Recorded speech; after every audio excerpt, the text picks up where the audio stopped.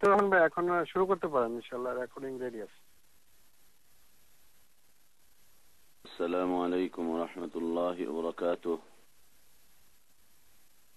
إن الحمد لله نحمده ونستعينه ونستغفره ونعوذ بالله من شرور أنفسنا ومن سيئات أعمالنا. من يهده الله فلا مضل له ومن يضلل فلا هادي له. وأشهد أن لا إله إلا الله وحده لا شريك له. أشهد أن محمدا عبده ورسوله.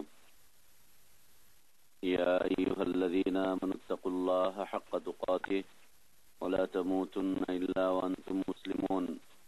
يا أيها الناس اتقوا ربكم الذي خلقكم من نفس واحدة خلق منها زوجها وبث منهما رجالا كثيرا ونساء. اتقوا الله الذي تساءلون به والأرحام إن الله كان عليكم رقيبا. يا أيها الذين آمنوا اتقوا الله وقولوا قولا سديدا يصلح لكم أعمالكم ويغفر لكم ذنوبكم ومن يطع الله ورسوله فقد فاز فوزا عظيما. أما بعد فإن أصدق الحديث كلام الله وخير الهدي هدي محمد صلى الله عليه وسلم. وشر الأمور محدثاتها وكل محدثة بدعة كل بدعة ضلالة وكل ضلالة في النار. أعوذ بالله من الشيطان الرجيم. This conference is being recorded. بسم الله الرحمن الرحيم. ومن يشاقق الرسول من بعد ما تبين له الهدى ويتبع غير سبيل المؤمنين نوله ما تولى ونصله جهنم وساءت مصيرا.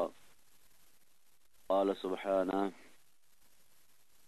اتبعوا ما أنزل إليكم من ربكم ولا تتبعوا من دونه أولياء قليلا ما تذكرون. সমস্ত প্রশংসা যাবতীয় গুণগান একমাত্র কেবলমাত্র শুধুমাত্র আল্লাহ রাব্বুল আলামিনের জন্য, যিনি আমাদেরকে মুসলিম করে সৃষ্টি করেছেন, যিনি পৃথিবীর মানুষকে হিদায়াতের পথে আহ্বান জানিয়েছেন, যিনি আমাদের জন্য উত্তম হালাল রিজকের ব্যবস্থা করেছেন, যিনি আমাদেরকে মৃত্যু দান করবেন, যিনি আমাদেরকে পুনরায় কিয়ামতের দিন তার সামনে হিসাবের কাঠগড়ায় দাঁড় করাবেন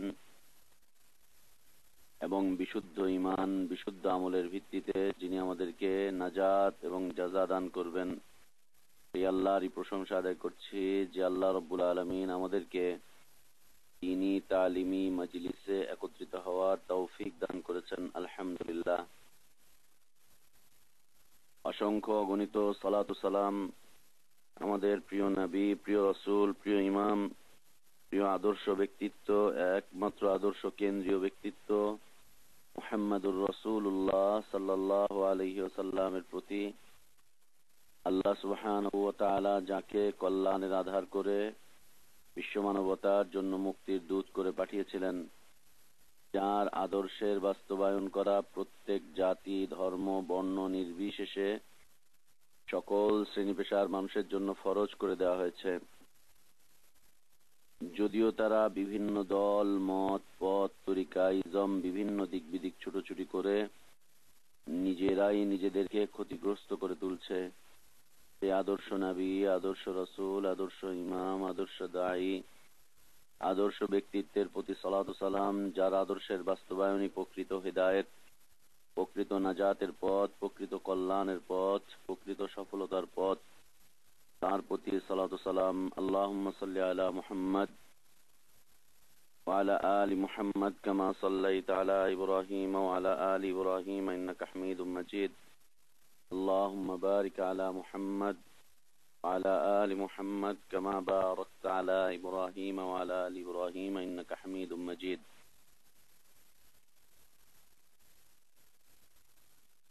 সম্মানিত উপস্থিতি, আমরা একটা বিষয়বস্তু নিয়ে আলোচনা করছিলাম, যে বিষয়টিকে আমরা উল্লেখ করেছিলাম জাহেলিয়াতের নীতিমালার প্রধান স্তম্ভ, প্রধান উসুল, যার উপরে জাহেলিয়াতের নীতিমালা টিকে থাকে, সকল জাহেলিয়াত যেটার উপরে ভর করে টিকে থাকে, দাঁড়িয়ে থাকে, অবস্থান করে থাকে, সেই বিষয়টি নিয়ে আমরা আলোচনা করছিলাম।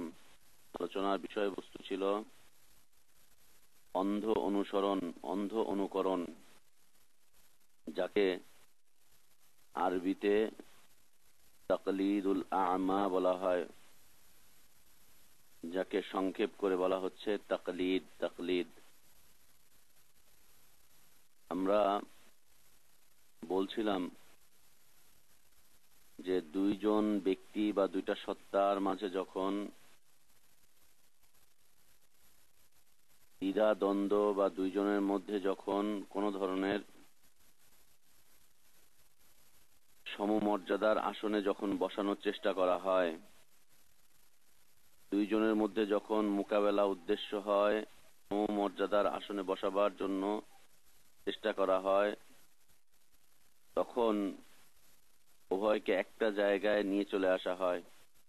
এর মাধ্যমে কখনো কম সম্মানের অধিকারী তাকে উঁচু মর্যাদায় বসাবার জন্য প্রচেষ্টা চালানো হয়, আর উঁচু মর্যাদায় যিনি থাকেন তাকে নিচের দিকে ছুঁড়ে ফেলা হয়। আমরা উদাহরণ দিয়ে বলছিলাম, যদিও এই কাজটা করতে গিয়ে মুমিনের ঈমান পরিবর্তন হয়ে যায়, মুমিনের ঈমান নষ্ট হয়ে যায়, যদিও এই কাজটা করতে গিয়ে হারামটাকে হালালে পরিণত করা হয়, অথবা হালাল কোনো বিষয়কে হারামে পরিণত করে দেওয়া হয়, তাবদীল করে দেওয়া হয়। আমরা কিছু উদাহরণ সহ বলছিলাম যে কিছু লোক আল্লাহর রাসূল সাল্লাল্লাহু আলাইহি ওয়াসাল্লামকে মর্যাদার উঁচু আসনে বসাতে গিয়ে তাকে আল্লাহর আসনে বসিয়ে ফেলেছে, আল্লাহর আসনে তাকে বসিয়ে ফেলেছে। মর্যাদার উঁচু আসনে বসাতে গিয়ে আল্লাহর আসনে তাকে বসিয়ে ফেলেছে। এমনকি কখনো কখনো কিছু কিছু ক্ষেত্রে আল্লাহর চাইতেও উঁচু মর্যাদা তাকে দিয়ে দেওয়া হয়েছে। কিছু ক্ষেত্রে বলেই ফেলা হয়েছে যে মুহাম্মদ সাল্লাল্লাহু আলাইহি ওয়াসাল্লাম তিনিই হচ্ছেন আল্লাহ। লা ইলাহা ইল্লাল্লাহ, নাউযুবিল্লাহ, আস্তাগফিরুল্লাহ ওয়া আতুবু ইলাইহি। মুহাম্মদ সাল্লাল্লাহু আলাইহি ওয়াসাল্লামকে মর্যাদা দিতে গিয়ে, মর্যাদার উঁচু আসনে বসাতে গিয়ে মুমিনের ঈমান নষ্ট হয়ে যাচ্ছে, হালালটা হারামে পরিণত হচ্ছে। কেন এই কাজটা কেন করছে? অন্ধের মতো রাসূল সাল্লাল্লাহু আলাইহি ওয়াসাল্লামকে বানার চেষ্টা করছে, অন্ধের মতো, জেনে বুঝে না। যেখান থেকে যা পাচ্ছে, যেখান থেকে যা শুনছে, সেটাকেই রাসূল সাল্লাল্লাহু আলাইহি ওয়াসাল্লামের সাথে সম্পৃক্ত করার জন্য প্রচেষ্টা চালাচ্ছে, সম্পৃক্ত করার জন্য প্রচেষ্টা চালাচ্ছে। আমরা কয়েকটি উদাহরণ উপস্থাপন করেছিলাম। আমরা বলছিলাম যে তাকলিদ এটাকে হারাম করা হয়েছে, এর বিপরীতে ইত্তিবায়ে সুন্নাত, বিশুদ্ধ সুন্নাহর অনুসরণকে ফরজ করে দেওয়া হয়েছে। তাকলীদের কারণে, অন্ধ অনুকরণের কারণে উম্মত শিরকের মধ্যে প্রবেশ করবে। ইত্তিবায়ে সুন্নাতের উপরে থাকার কারণে উম্মত আল্লাহ তাওহীদের উপরে অটল অবিচল থাকবে। তাকলীদের কারণে মানুষ জাহান্নামে যাবে, আর ইত্তিবায়ে সুন্নাতের উপরে থাকার কারণে মানুষ জান্নাতে যাবে। এ পর্যন্ত আমরা গতকালকে আলোচনা করে এসেছিলাম। এই দুর্ভাগ্যজনক সত্য, যারা তাকলীদের দাবি করে তারা তাদের সেই দাবিতে আসলে সত্যবাদী নয়। যারা দাবি করছে যে আমরা মুকাল্লিদ, আমরা তাকলীদ করি, অন্ধ অনুসরণ করি, তারা তাদের দাবিতে আসলে সত্য নয়, সত্য প্রমাণিত হয়নি তাদের দাবি। মৌখিকভাবে তারা এই কথাটাকে স্বীকার করে যে আমরা তাকলীদ করি, আমরা মুকাল্লিদ, আমরা অন্ধ অনুসরণ করি। সেটা বাপদাদার হতে পারে, গতকালকে আমরা বলেছিলাম যে বাপদাদার হতে পারে, বাপদাদার অজুহাত দিবে, অথবা সমাজের কোনো একটা শ্রেণীর অজুহাত দিবে, যে শ্রেণীকে আমরা 5 ভাগে বিভক্ত করে দেখিয়েছিলাম। শিক্ষিত শ্রেণী, বুদ্ধিমান শ্রেণী, টাকাওয়ালা শ্রেণী, পেশি শক্তির শ্রেণী, অথবা যে যাকে বেশি মহাব্বত করে এই শ্রেণী, এদের অন্ধের মতো অনুসরণ করছে, অন্ধের মতো অনুসরণ করছে। আরেকটা শ্রেণী আমরা বিন্যাস করেছিলাম, এটা হচ্ছে বিজাতীয়, যার সাথে ধর্মের কোনো সম্পর্ক নেই, দ্বীনের কোনো সম্পর্ক নেই, সেখান থেকে অনুসরণ করছে। তো যারা এটা বলে তারা আংশিকভাবে কখনো বলে, কিন্তু অধিকাংশ ক্ষেত্রেই তারা তাদের দাবিতে মিথ্যুক, তাদের দাবিতে তারা মিথ্যুক। তারা আসলে মূলত তাদের কুপ্রবৃত্তির উপরেই আমল করে, কুপ্রবৃত্তির উপরে আমল করে।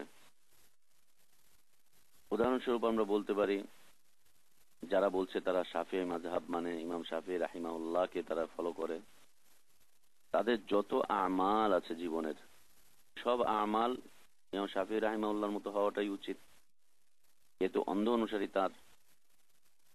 তো তাদের আমাল গুলোকে যদি পরীক্ষা করি, পরীক্ষা করলে দেখা যাবে যে অধিকাংশ কথা এবং কাজের সাথে ইমাম শাফিঈ রাহিমাহুল্লাহর কথা কাজের সাথে মিল নেই। অনুসারীদের কথা কাজের সাথে ইমাম শাফিঈ রাহিমাহুল্লাহর কথা এবং কাজে কোনো মিল নেই। এটা আসলে তারা তাদের কুপ্রবৃত্তির বহিঃপ্রকাশ, মৌখিকভাবে একটা বলছে। ঠিক একইভাবে ইমাম আবু হানিফা রাহিমাহুল্লাহর যারা অন্ধ অনুসরণের দাবি করে, যারা দাবি করছে যে আমরা তার মুকাল্লিদ, আমরা তার অন্ধ অনুসরণ করি, তাদের দাবি অনুযায়ী তাদেরকে তার অনুযায়ী আমল করা উচিত। তিনি যা যা বলেছেন তা তা করা উচিত, তিনি যা বলেননি তা করা উচিত নয়। কিন্তু যারা এই দাবি করছে, তাদের চাল চলন, তাদের কথাবার্তা, তাদের অবস্থা দেখলে বোঝা যাচ্ছে, প্রমাণিত হচ্ছে যে তারা আসলে কেউ ফলো করে না, তারা তাকেও ফলো করে না, তারা তাদের কুপ্রবৃত্তির অনুসরণ করে যাচ্ছে। একটা প্রবৃত্তি আছে, এই প্রবৃত্তির অনুসরণ তারা করে। উপস্থিতি, যখনই এই শব্দটা চলে আসে তাকলিদ, এই শব্দটা যখনই আসে, বা মুকাল্লিদ এই শব্দটা যখনই আসে, এই শব্দটার পিছনে একজন ব্যক্তিত্ব থাকেন, একজন ব্যক্তিত্ব থাকেন শব্দটার পিছনে। তাকলিদ এই শব্দটা যখনই আসে, তখনই শব্দটার পিছনে একজন ব্যক্তিত্ব থাকেন। বিশেষ করে আমরা আমাদের দেশে, আমাদের বাংলাদেশ, ভারত, পাকিস্তানের এই অঞ্চলের অধিবাসীরা, এই অঞ্চলের অধিবাসীরা তাদের ক্ষেত্রে তারা যখন বলে যে তারা মুকাল্লিদ বা তারা তাকলিদ করেন, এই শব্দটা যখন উচ্চারিত হয়, তখন এই তাকলিদ বা মুকাল্লিদ শব্দের সাথে সাথে ব্রেনে একটা ছবি বা ব্যক্তিত্বের কথা ঘুরপাক করতে থাকে। যখনই বলে আমি মুকাল্লিদ হানাফি মাযহাবের, যখনই বলে আমি তাকলিদ করি হানাফি মাযহাবের, বলার সাথে সাথে ব্রেনে একটা ছবি ঘুরপাক খেতে থাকে, একটা ছবি, একটা চিত্র, একজন ব্যক্তিত্ব, একজন ব্যক্তিত্ব ঘুরপাক খেতে থাকে। তিনি কে? তিনি হচ্ছে নুমান ইবনে সাবিত, ইমাম আবু হানিফা রাহিমাহুল্লাহ। নুমান ইবনে সাবিত, ইমাম আবু হানিফা বা ইমাম আবু হানিফা রাহিমাহুল্লাহ। যখনই আমাদের দেশের বা ভারতবর্ষের মানুষ নিজেকে মুকাল্লিদ বলবে বা তাকলিদ শব্দটাকে নিজেদের সাথে জড়িত করবে, তখনই সাথে সাথে তার ব্রেনটা চট করে চলে যাবে ইমাম আবু হানিফা রাহিমাহুল্লাহর দিকে, তার দিকে চলে যাবে। ব্রেনের মধ্যে তার ছবি ঘুরপাক করতে থাকবে, তার ছবি ব্রেনের মধ্যে ভাসতেই থাকবে। কিন্তু যখনই মানুষ বলবে যে আমি ইত্তিবায়ে সুন্নাত বা রাসূল সাল্লাল্লাহু আলাইহি ওয়াসাল্লামের বিশুদ্ধ সুন্নাহর অনুসারী, এই শব্দটা যখন মানুষের সামনে উপস্থাপন করা হবে, তখন মানুষের জেহেনে একথা বদ্ধমূল হয়ে যাবে যে ইত্তেবায়ে সুন্নাত বলতে আল্লাহ রসুল সাল্লাল্লাহু আলাইহি ওয়াসাল্লামের কথা, কাজ এবং সমর্থনকে বোঝানো হচ্ছে। তার কথা, কাজ এবং তার সমর্থনকে, কাজের সমর্থনকে বোঝানো হচ্ছে। যখনই তাকলিদ বলা হয় তখনই এখানে যে কোনো একজন ব্যক্তিত্ব চলে আসে। যে যেই মাযহাবের অনুসারী তিনি তার মাযহাবের জন্য নির্ধারিত করে রাখা একজন ব্যক্তির দিকে তার ব্রেনটা চলে যাচ্ছে।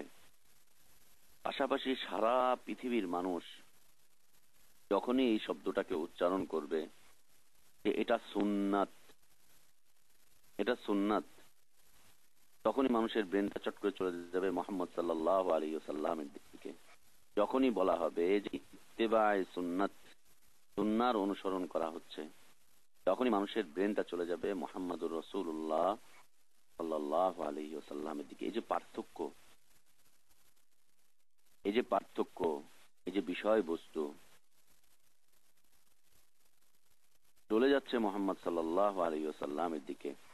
তার কাউলি হাদিস, তার ফিআলি হাদিস, তার তাকরীরি হাদিস, যেটাই হোক না কেন, শুধু বিশুদ্ধ হলেই যথেষ্ট হয়ে যাচ্ছে, সেদিকে মানুষের ব্রেন চলে যাচ্ছে।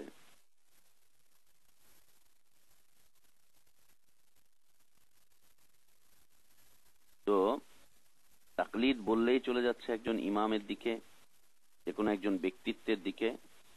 আর ইত্তেবায়ে সুন্নাত বললে সারা পৃথিবীর সব মুসলমানদের জেহেনে, সব মুসলিমদের জেহেনে মুহাম্মাদুর রাসূলুল্লাহ সাল্লাল্লাহু আলাইহি ওয়াসাল্লাম চলে আসছে।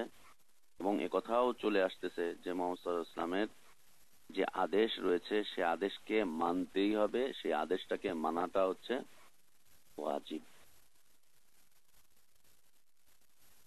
ততক্ষণ পর্যন্ত এই তাকলিদের কারণে ততক্ষণ পর্যন্ত কথার সমাধান আসে না যতক্ষণ পর্যন্ত ইমাম সাহেবকে, যতক্ষণ পর্যন্ত ইমাম সাহেবকে আল্লাহ নবী সাল্লাল্লাহু আলাইহি ওয়াসাল্লামের মোকাবেলায়, আল্লাহ নবী সাল্লাল্লাহু আলাইহি ওয়াসাল্লামের মোকাবেলায় দাঁড় করানো হচ্ছে। মুকাল্লিদিনদের কাছে যখনই রাসূল সাল্লাল্লাহু আলাইহি ওয়াসাল্লামের কোনো হাদিস উপস্থাপন করবেন তখনই বলবে এটা আমার মাযহাবে নেই, তখনই বলবে এটা আমাদের ইমাম সাহেব বলেননি, তখনই বলবে এটা আমাদের ফিকহের কিতাবে পাওয়া যাচ্ছে না। বসিয়ে দেওয়া হচ্ছে রাসূল সাল্লাল্লাহু আলাইহি ওয়াসাল্লামের বিপরীতে। তাকলীদের কারণে ততক্ষণ পর্যন্ত কোনো বিষয়ের, কোনো মাসআলার, কোনো অবস্থানের সমাধান আসে না যতক্ষণ পর্যন্ত ইমাম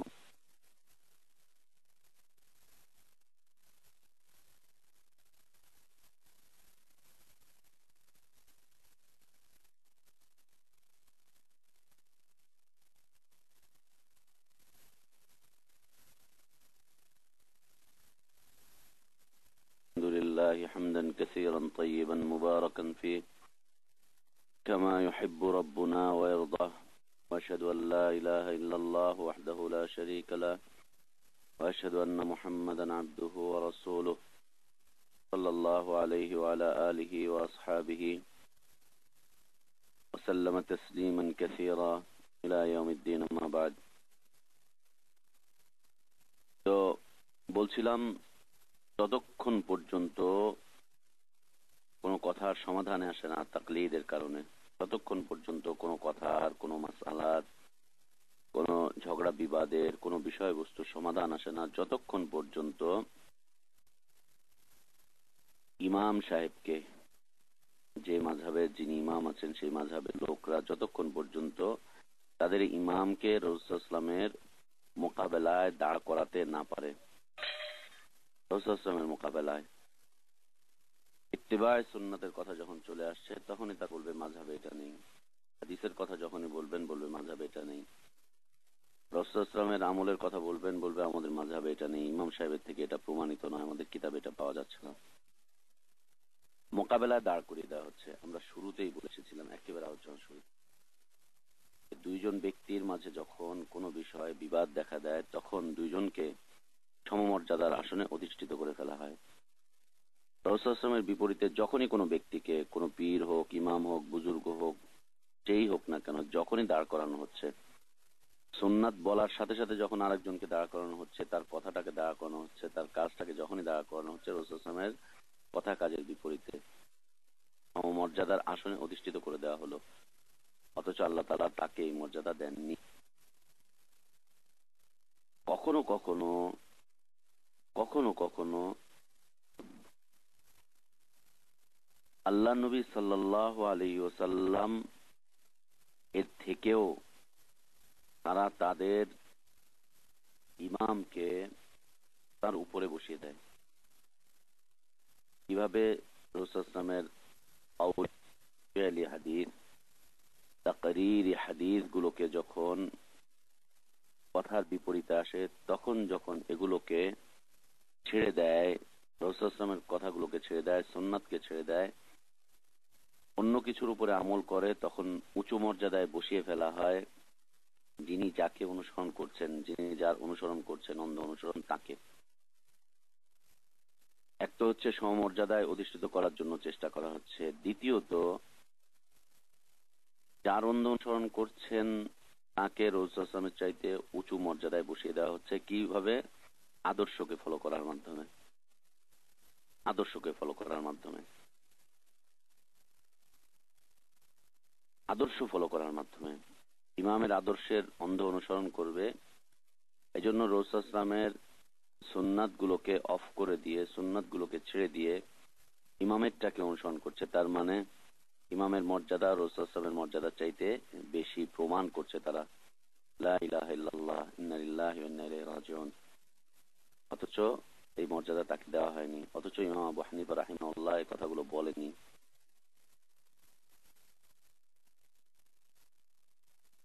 এই অপচেষ্টা চালানো হচ্ছে। কিভাবে রাসূল সাল্লাল্লাহু আলাইহি ওয়াসাল্লামের নামে একটি মিথ্যা হাদিস রচনা করা হয়েছে। কি আশ্চর্য! রাসূল সাল্লাল্লাহু আলাইহি ওয়াসাল্লামের নামে একটি মিথ্যা হাদিস রচনা করা হয়েছে মিথ্যারোপ করার মাধ্যমে। কি? আল্লাহ রসুল সাল্লাল্লাহু আলাইহি ওয়াসাল্লামের নামে কথা উল্লেখ করা হয়েছে যে তিনি বলেছেন, আমার উম্মতের মধ্যে এমন একজন ব্যক্তির আবির্ভাব ঘটবে যার নাম হবে নু'মান, যার নাম হবে নু'মান। সেই ব্যক্তি আমার উম্মতের চিরাগ হবে, চিরাগ, জ্যোতির্ময় আলো। সিরাজ উম্মতি, সিরাজ উম্মতি, আমার উম্মতের জ্যোতির্ময় আলো হবে। একজন ব্যক্তি আসবে অদূর ভবিষ্যতে যার নাম নু'মান, সে ব্যক্তি আমার উম্মতের চিরাগ হবে, অতি উজ্জ্বল আলো হবে। রাসূল সাল্লাল্লাহু আলাইহি ওয়াসাল্লাম নামে এই মিথ্যা হাদিস রচনা করা হয়েছে। এই হাদিস রচনা করে রাসূল সাল্লাল্লাহু আলাইহি ওয়াসাল্লামের মর্যাদার উপরে তার মর্যাদাটাকে দিয়ে দেওয়া হচ্ছে, ওসিলা হিসেবে ব্যবহার করা হচ্ছে যে রাসূল সাল্লাল্লাহু আলাইহি ওয়াসাল্লাম বলে গিয়েছেন যে সিরাজ উম্মতি, আমার উম্মতের আলোকময় চিরাগ। অথচ এই সিরাজ, আলোকময় ব্যক্তিত্ব, আলোকময় সত্তা, এই আলোকময় সত্তা হিসাবে আল্লাহ সুবহানাহু ওয়া তাআলা রাসূল সাল্লাল্লাহু আলাইহি ওয়াসাল্লামকেই পাঠিয়েছেন। আল্লাহ রাসূল সাল্লাল্লাহু আলাইহি ওয়াসাল্লাম সম্পর্কে আল্লাহ সুবহানাহু ওয়া তাআলা বলছেন, ওয়াদাইয়ান ইলাল্লাহি বিইذনিহি ওয়া সিরাজাম মুনীরা। সূরা আহজাবের আয়াত। আল্লাহ তাআলা বলছেন, ওয়াদাইয়ান ইলাল্লাহি বিইذনিহি ওয়া সিরাজাম মুনীরা। আল্লাহর আদেশেই তিনি আল্লাহর পথে মানুষকে ডাকেন, সিরাজাম মুনীরা, এবং তিনি জ্যোতির্ময় একটা আলো, জ্যোতির্ময় একটা আলো। আল্লাহ রাসূল সাল্লাল্লাহু আলাইহি ওয়াসাল্লাম তিনি যেখানেই গিয়েছেন, তার আদর্শ যেখানেই পৌঁছেছে, তার কথা যেখানেই পৌঁছেছে, যারাই একে ফলো করে নিয়েছে তারা আলোকিত হয়ে উঠেছে, আলোকিত হয়ে উঠেছে। এই সিরাজাম মুনীরা, এটা হচ্ছে আল্লাহ রাসূল সাল্লাল্লাহু আলাইহি ওয়াসাল্লামের বৈশিষ্ট্য। এটা আল্লাহ সুবহানাহু ওয়া তাআলা তাকে দান করেছেন, তাকে দান করেছেন। এবং আল্লাহ রাসূল সাল্লাল্লাহু আলাইহি ওয়াসাল্লামকে আল্লাহ সুবহানাহু ওয়া তাআলা এই বলে সম্বোধন করেছেন, এই বলে সম্বোধন করেছেন। রাসূল সাল্লাল্লাহু আলাইহি ওয়াসাল্লামের এই সিফাতটাকে আল্লাহ সুবহানাহু ওয়া তাআলা ঘোষণা করেছেন। কিন্তু এই সিরাজ, এটাকে সিরাজাম মুনীরা, এটাকে ইমাম সাহেবের সাথে সম্পৃক্ত করে দেওয়া হচ্ছে রাসূল সাল্লাল্লাহু আলাইহি ওয়াসাল্লামের নামে একটা জাল হাদিসের মাধ্যমে, জাল হাদিসের মাধ্যমে। আল্লাহ তাআলা দান করলেন এটা মুহাম্মদুর রাসূলুল্লাহ সাল্লাল্লাহু আলাইহি ওয়াসাল্লামকে। আর আমাদের ভাইরা, আমাদের বন্ধুগণ যারা তাকলিদের দাবি করছেন, তারা এটাকে দান করলো তাদের ইমামকে। আল্লাহু আকবার। রাসূল সাল্লাল্লাহু আলাইহি ওয়াসাল্লামের সমমর্যাদায় বসানো হলো, সমমর্যাদায় বসিয়ে দেওয়া হলো। রাসূল সাল্লাল্লাহু আলাইহি ওয়াসাল্লামের সমমর্যাদায় কোনো সাহাবীও যেতে পারবেন না।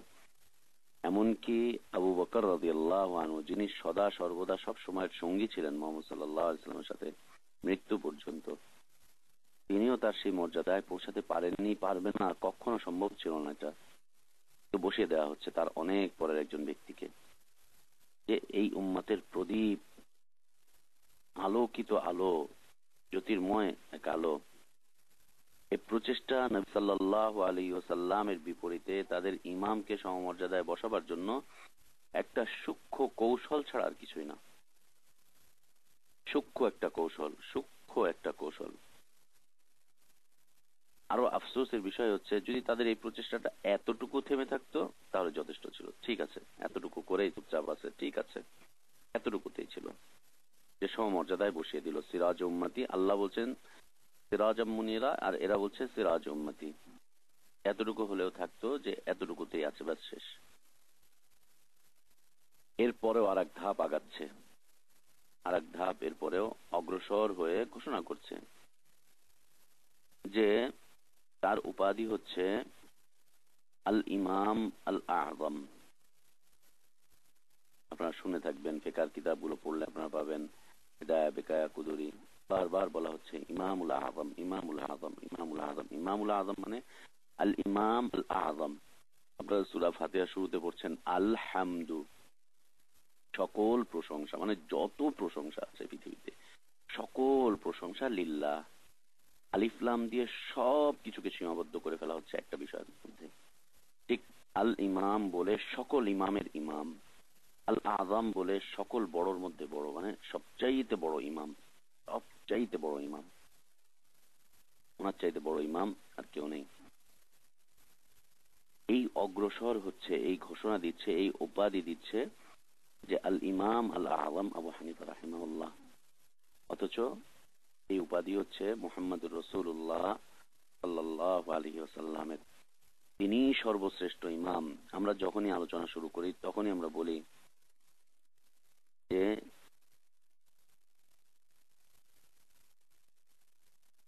আমাদের প্রিয় ইমাম, প্রিয় আদর্শ ব্যক্তিত্ব, একমাত্র আদর্শ কেন্দ্রীয় ব্যক্তিত্ব,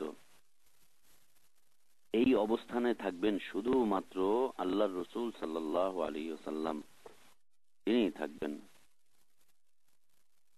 কিন্তু এটাকে দিয়ে দেওয়া হচ্ছে ভিন্ন একজন ব্যক্তিকে, যিনি নবীও নন, যিনি রাসূলও নন, যিনি সাহাবীও নন।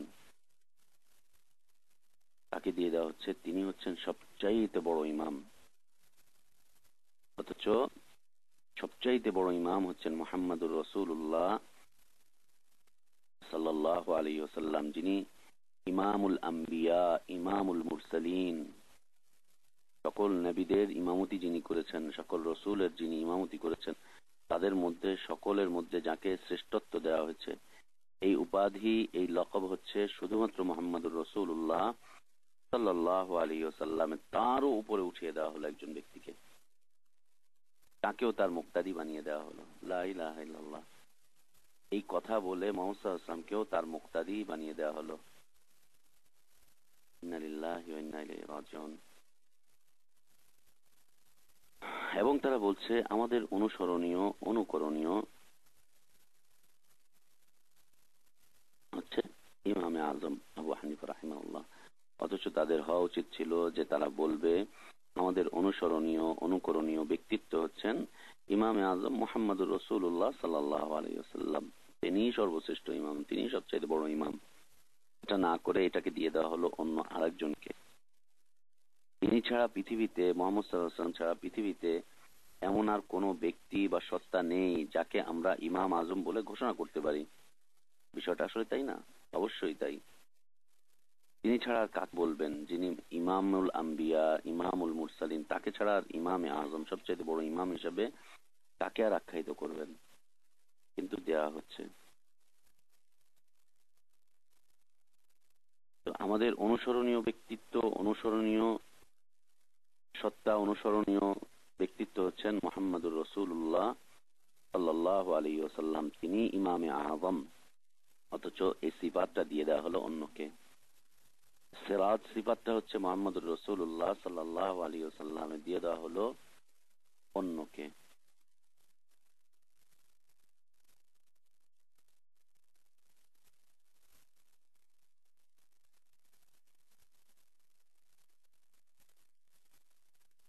এরপরে আরেকটুখানি রাসূলের মর্যাদাকে নষ্ট করার জন্য, ক্ষুণ্ণ করার জন্য আরেকটুখানি অগ্রসর হচ্ছে, আরেকটা অপবিত্র অপচেষ্টা, আরেকটা অপচেষ্টা চালানো হচ্ছে। কি? আরেক ধাপ এগিয়ে গেল। তো সিরাজ হলো, তারপরে হচ্ছে ইমাম হলো, আরেক ধাপ এগিয়ে গেছে, আরেকটা অপচেষ্টা, অপবিত্র অপচেষ্টা চালানো হচ্ছে। সেটা কি? আপনারা ফতোয়ায়ে শামীর কথা শুনেছেন, রদ্দুল মুখতারের নাম শুনেছেন। হানাফি মাযহাবের বড় বড় কিতাব এগুলো, রদ্দুল মুখতার, শামী। তো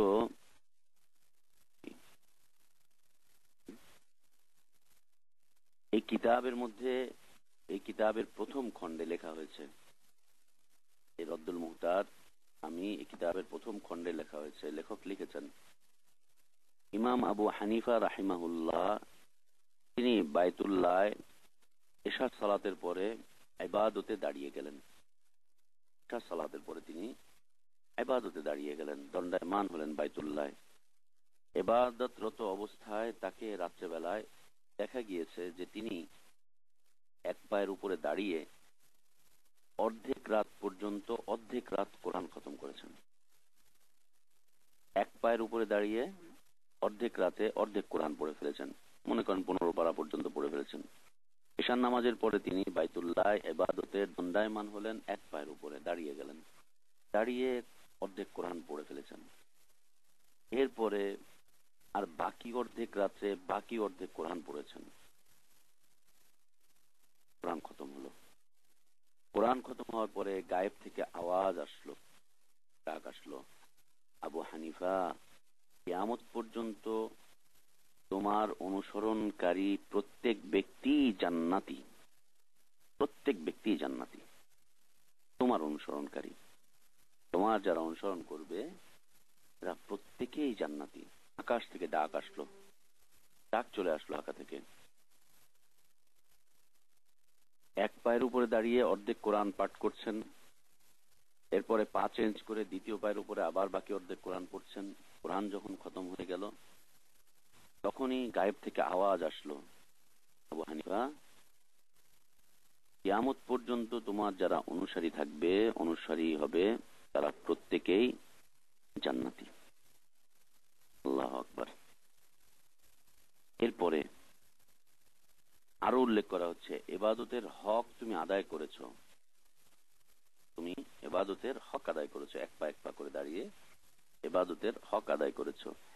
এর কারণে তোমাকে আমি জান্নাত দিব। শুধু এতটুকুই নয় যে শুধু তুমিই জান্নাতে থাকবে, এতটুকুই নয়, তোমার অনুসারী যত লোক আসবে কিয়ামত পর্যন্ত সবাইকে জান্নাত দেওয়া হবে। লা ইলাহা ইল্লাল্লাহ। এই মর্যাদা নবী সাল্লাল্লাহু আলাইহি ওয়াসাল্লামেরও ছিল না, তাকে দেওয়া হয়নি। দেখেন মর্যাদার উঁচুতে নিয়ে চলে যাওয়া হচ্ছে। আলোচনা মনে হয় একটু কঠিন হয়ে যাচ্ছে, এই সহজ হয়ে আসতেছে এখনই। বোঝার জন্য বিষয়গুলোকে বারবার বলছি, বারবার উপস্থাপন করছি। এই মর্যাদা আল্লাহ রসুল সাল্লাল্লাহু আলাইহি ওয়াসাল্লামেরও ছিল না। পৃথিবীতে এমন ব্যাপকভাবে কাউকে জান্নাতের সুসংবাদ না দেওয়া হয়নি, এমন ব্যাপকভাবে, এত ব্যাপকভাবে যে তোমার অনুসরণ যারাই করবে প্রত্যেকেই কিয়ামত পর্যন্ত সবাই জান্নাতি। না, পৃথিবীতে যাদেরকে জান্নাতের সুসংবাদ দেওয়া হয়েছে আল্লাহ রসুল সাল্লাল্লাহু আলাইহি ওয়াসাল্লামের জীবদ্দশাতে, জান্নাতের যাদেরকে সুসংবাদ দেওয়া হয়েছে, আলাদা আলাদা ভাবে সুসংবাদ গুলো আসতেছে, আলাদা আলাদা ভাবে। যেমন আশারায়ে মুবাশশারা বিল জান্নাহ, 10 জন সংবাদ প্রাপ্ত জান্নাতি, আবু বকর, ওমর, আলী, উসমান রাদিয়াল্লাহু আনহুম, এর 6 জন, তালহা জুবায়ের 10 জন, আশারায়ে মুবাশশারা বিল জান্নাহ। এই 10 জন ব্যক্তিত্ব তাদের জন্য দুনিয়াতে জান্নাতের সুসংবাদ দেওয়া হয়েছে। জান্নাতের সুসংবাদ দিয়ে দেওয়া হয়েছে।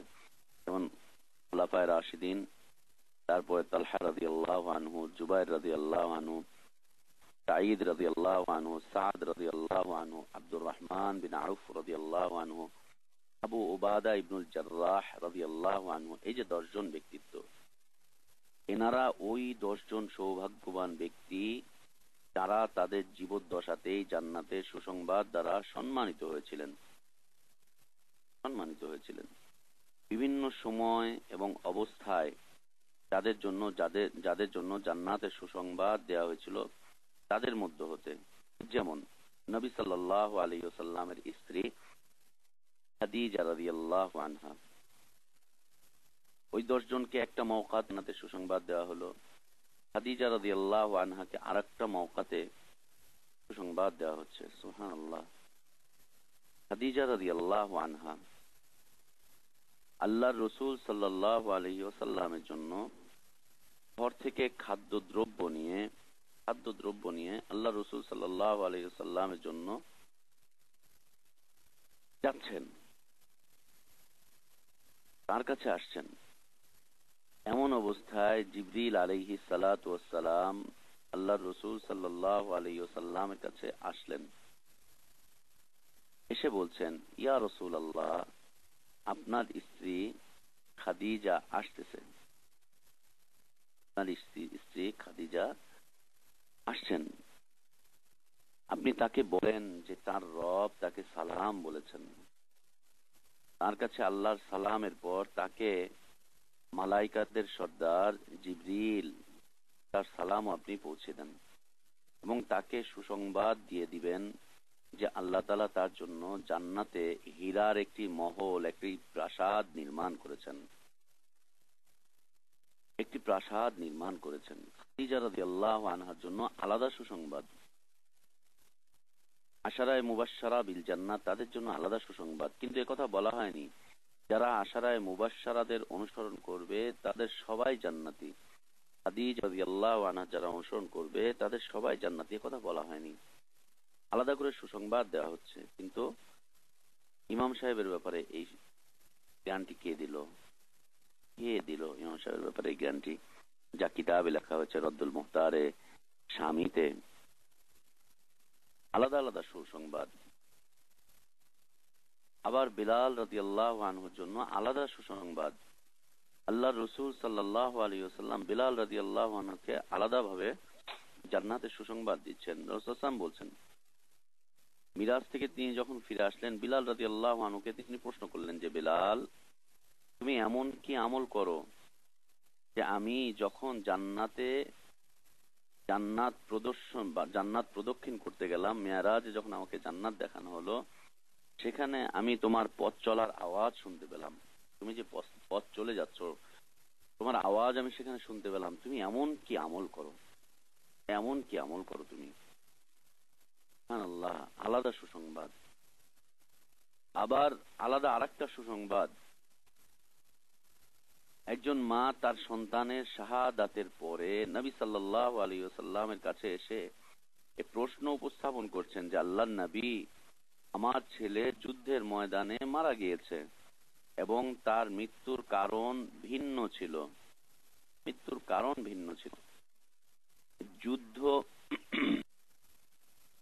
যুদ্ধরতদের এই সংশয় ছিল, যারা জিহাদে এসেছিলেন মুসলিমরা, তাদের এই সংশয় হয়েছিল যে তীরবিদ্ধ হয়ে সে মৃত্যুবরণ করেছে ভুলবশত,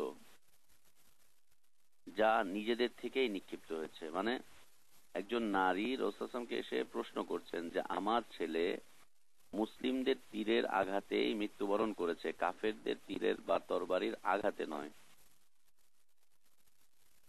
কাফেরদের তীর বা তরবারি বা শত্রুদের তীর তরবারির আঘাতে সে মৃত্যুবরণ করেনি, সে মৃত্যুবরণ করেছে মুসলিমদের ভুলবশত, সন্দেহবশত তীরের আঘাতে। আল্লাহ নবী সাল্লাল্লাহু আলাইহি ওয়াসাল্লামকে তিনি এসে প্রশ্ন করছেন, আল্লাহ নবী, যদি আমার সন্তানের রক্ত বৃথা থেকে যায়, বৃথা হয়ে যায়, তাহলে আমাকে বলুন, আমি দোয়া করব যে আমার সন্তানের মৃত্যুটা যাতে বৃথা না যায়। আমার সন্তানের অবস্থাটা কি, আমার সন্তানের অবস্থাটা কি? তিনি শাহাদাত বরণ করেছেন, সে কোথায় আছে? সে জান্নাতে আছে না কোথায় আছে? সে কাফেরের তীরের আঘাতে মারা যায়নি, সে ভুল বশত মুসলিমদের তীরের আঘাতে সে মারা গিয়েছে। আল্লাহ নবী আপনি বলেন সাল্লাল্লাহু আলাইহি ওয়াসাল্লাম, আমার সন্তানের রক্তটা কি বৃথা? যদি বৃথা যেয়ে থাকে তাহলে আমাকে বলেন, আমি আল্লাহর কাছে কান্নাকাটি করব। আর যদি আমার সন্তান মর্যাদার সেই স্তরে পৌঁছে থাকে যার আকাঙ্ক্ষা প্রত্যেকটা মানুষই করে থাকে, তাও আপনি আমাকে বলেন, যাতে আমি আনন্দ প্রকাশ করতে পারি। সুবহানাল্লাহ, সেই মা এখন কোথায়? সেই মা এখন কোথায় যে তার সন্তানের শাহাদাতের জন্য আগ্রহ প্রকাশ করবে, আনন্দ প্রকাশ করবে, অথবা সন্তান শাহাদাত হয়নি এজন্য সে কান্নাকাটি করবে আল্লাহর কাছে যে আল্লাহ তুমি তাকে শাহাদাতের মর্যাদা দাও। আল্লাহু আকবার, সেই মা কোথায়? তিনি বলছেন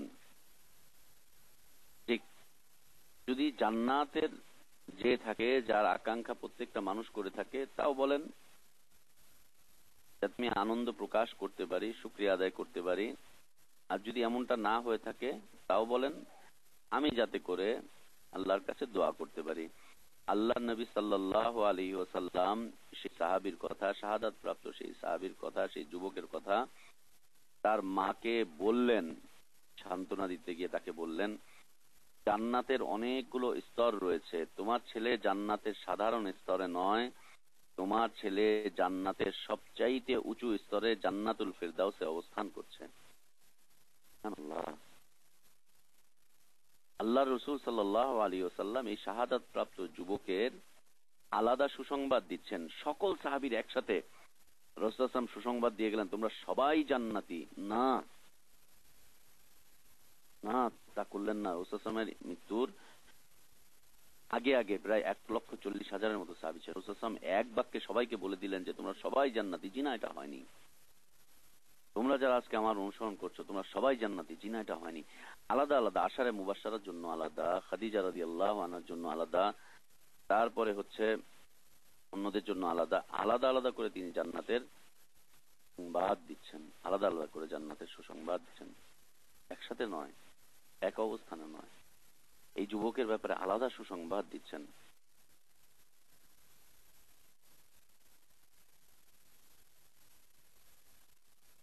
তো এই যে আলাদা আলাদা, এরপরে আরো একটা সুসংবাদ আলে ইয়াসির পরিবারের জন্য। সুবহানাল্লাহ, আলে ইয়াসির, ইয়াসির পরিবার। সুমাইয়া রাদিয়াল্লাহু আনহা শাহাদাত বরণ করলেন, ইয়াসির রাদিয়াল্লাহু আনহু শাহাদাত বরণ করলেন। আম্মারকে অত্যাচার করা হচ্ছে। এই অবস্থাতে আল্লাহর রাসূল সাল্লাল্লাহু আলাইহি ওয়াসাল্লাম তাদেরকে সুসংবাদ দিচ্ছেন, যখন তাদেরকে অত্যাচার করা হচ্ছে, নির্যাতন করা হচ্ছে, মারা হচ্ছে তাদেরকে, এই ইয়াসির পরিবারকে, আল্লাহ রাসূল সাল্লাল্লাহু আলাইহি ওয়াসাল্লাম তাদেরকে বলছেন যে ঈমানের উপরে অটল থাকো, আল্লাহ তাওহীদের উপরে অটল থাকো, দ্বীনের উপরে অটল অবিচল থাকো। কেন? ফাইন্না মাওয়াইদাকুমুল জান্নাত, তোমাদের জন্য জান্নাতের সুসংবাদ রয়েছে, ওয়াদা রয়েছে তোমাদের জন্য জান্নাতের। একটু ধৈর্য ধারণ করো, মার খাচ্ছ, একটুখানি ধৈর্য ধারণ করো, একটু সবর করো, ঈমানের উপরে অটল থাকো। আলাদা জান্নাতের সুসংবাদ, আলাদা করে জান্নাতের সুসংবাদ। কিন্তু ইমাম আযম ইমাম আবু হানিফা রাহিমাহুল্লাহ যাকে বলা হচ্ছে, তিনি শুধুমাত্র এক রাতের ইবাদত, তাও আবার কেমন? এক পায়ের উপরে দাঁড়িয়ে দাঁড়িয়ে, এক পায়ের উপরে দাঁড়িয়ে অর্ধেক কোরআন পড়েছে, বাকি এক পায়ের উপরে দাঁড়িয়ে বাকি অর্ধেক কোরআন পড়েছে। রাত শেষ হয়ে গিয়েছে, আকাশ থেকে আওয়াজ আসছে যে তুমি ইবাদতের হক আদায় করেছো, ইবাদতের হক তুমি আদায় করেছো, অতএব তুমি জান্নাতি। কিয়ামত পর্যন্ত তোমার অনুসরণ যারা করবে তারা সবাই জান্নাতি, সবাই জান্নাতি। লা ইলাহা ইল্লাল্লাহ। আল্লাহ রাসূল সাল্লাল্লাহু আলাইহি ওয়াসাল্লামকেও এই মর্যাদা দেওয়া হয় নাই, দেওয়া হয়নি। এই তাকলিদ, এই অন্ধ অনুসরণ মানুষকে কোথায় নিয়ে পৌঁছেছে? এক তো তো সমমর্যাদায় বসাবার চেষ্টা করা হচ্ছে। দ্বিতীয়ত রাসূল সাল্লাল্লাহু আলাইহি ওয়াসাল্লামের সিফাত তাকে দিয়ে দেওয়া হচ্ছে। তৃতীয়ত তাকে রাসূল সাল্লামের যে অবস্থাটা সেটাও তাকে দেওয়া হচ্ছে। এমনকি রাসূল সাল্লাল্লাহু আলাইহি ওয়াসাল্লামের চাইতে উঁচু মর্যাদায় দেওয়া হচ্ছে। এমনকি তার অন্ধ অনুসরণ করার কারণে আল্লাহর রাসূল সাল্লাল্লাহু আলাইহি ওয়াসাল্লাম তাকেও যে বিষয় দেওয়া হয়নি, কিন্তু ইমাম সাহেবকে সেই বিষয় দিয়ে দেওয়া হয়েছে। আফসোস তাদের জন্য যারা মর্যাদার এই স্তরে শুধু ইমাম আবু হানিফা রাহমাহুল্লাহকেই বসিয়েছে, মর্যাদার এই উঁচু স্তরে তাকে বসিয়ে দিয়েছে। লা ইলাহা ইল্লাল্লাহ, লা ইলাহা ইল্লাল্লাহ। সকল অনুসারী তাকলিদকে প্রমাণ করার জন্য ইমাম আবু হানিফা রাহিমাহুল্লাহকে আল্লাহর রাসূল সাল্লাল্লাহু আলাইহি ওয়াসাল্লাম থেকে উঁচু মর্যাদায় আসাবার জন্য যে অপপ্রচেষ্টা, অপবিত্র অপচেষ্টা, ঘৃণ অপচেষ্টা চালানো হয়েছে, এটা অত্যন্ত ঘৃণিত, অত্যন্ত ন্যাক্কারজনক, নিকৃষ্ট একটা বিষয়, নিকৃষ্ট একটা বিষয়। আফসোসের বিষয়, তারা ভালোবাসার শুধু মিথ্যা দাবি করে থাকে। রাসূলকে ভালোবাসি ভালোবাসি, রবিউল আউয়াল মাস চলে গেল, আহা কত সেমিনার, সিম্পোজিয়াম, কত কিছু হলো। রাসূলের সিরাত নিয়ে, তার জীবনী নিয়ে কত কিছু চলছে। আফসোস, ভালোবাসি ভালোবাসি, যখনই তার আদর্শের কথা চলে আসে তাদের সামনে, এটা তো বিশুদ্ধ সুন্নাহ, এটাকে কেন ফলো করছেন না, রাসূলের সুন্নাহকে ফলো করেন, তখন তারা রাসূলের বিপরীতে ইমাম সাহেবকে দাঁড় করিয়ে দেয়। একজন ব্যক্তিকে তারা দাঁড় করিয়ে দেয়, একজন ব্যক্তিকে তারা দাঁড় করিয়ে দেয়।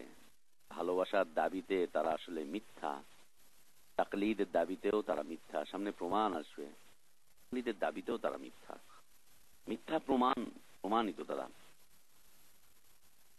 এইরকমই আরো একটা বিষয়,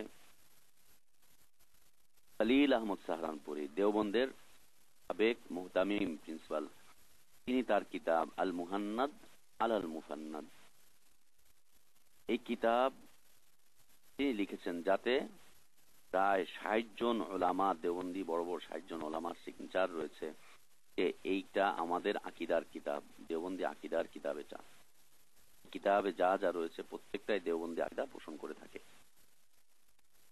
এই কিতাবের প্রথম প্রশ্নের উত্তর খলিল আহমদ সাহারানপুরী দিচ্ছেন।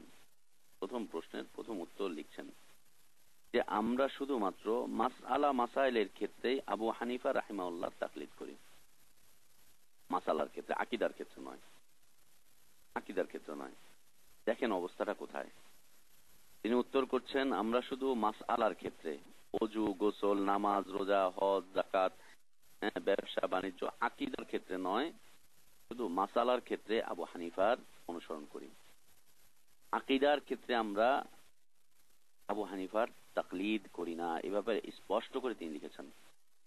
আকীদার ক্ষেত্রে আমরা আবু হানিফার তাকলিদ করি না। অথচ তাদেরই কথা হচ্ছে যে আবু হানিফা রাহিমাহুল্লাহ হচ্ছে সিরাজ উম্মতি, উম্মতের আলোকিত চেরাগ। আলোকিত চেরাগের যে আকীদা, সেই আকীদাকে তারা বিশ্বাস করে না। আল্লাহু আকবার।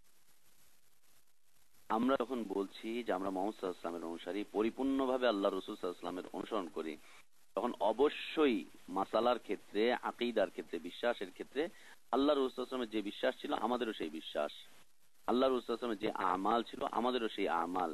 কয়েকটা ক্ষেত্র ছাড়া, যেটা স্পেশাল বৈশিষ্ট্য ছিল, নবীদের যে স্পেশাল কিছু কিছু বৈশিষ্ট্য থাকেন, স্পেশাল কিছু কিছু আমলের বিষয় থাকে যেগুলো শুধুমাত্র তাদের জন্য খাস, সেটা ছাড়া রাসূল সাল্লাল্লাহু আলাইহি ওয়াসাল্লামের যেই বিশ্বাস আমাদেরও একই বিশ্বাস, সাহাবীরাও সেই বিশ্বাসই পোষণ করতেন। রাসূল সাল্লাল্লাহু আলাইহি ওয়াসাল্লামের যে আমাল আমাদেরও সেই একই আমল, একই রকম।